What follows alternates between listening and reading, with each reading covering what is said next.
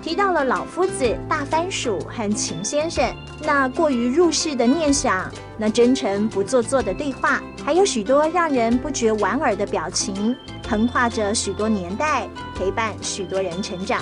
而老夫子熟悉的身影，居然现身在这一趟屏东客庄的行脚。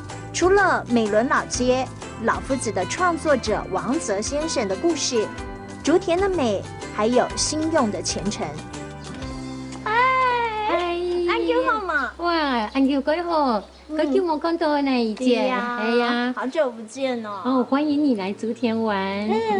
好啊。啊，今天我來看，也係綜藝池哦。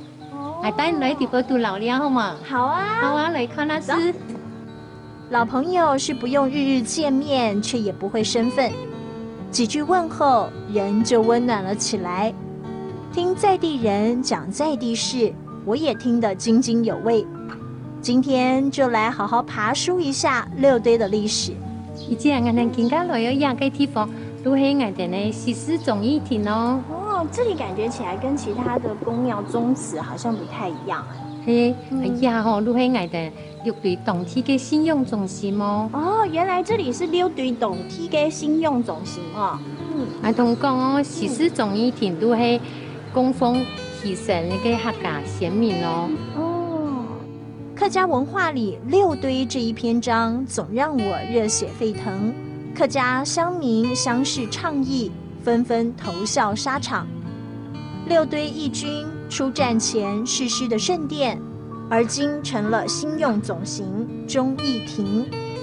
過了忠義亭，則是別開生面的體驗。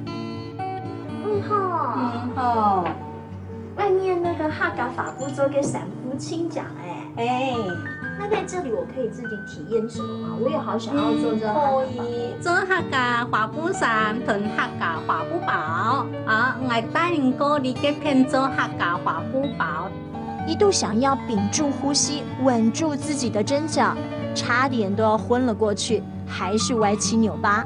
還好老師提醒，放鬆了肩膀，反而一針一線完成了我的花布包。六堆動體嘅新用總行，承載着義勇軍誓師抗敵的豪情。時光荏苒，而今只剩做花布包的閒情，笑看過往。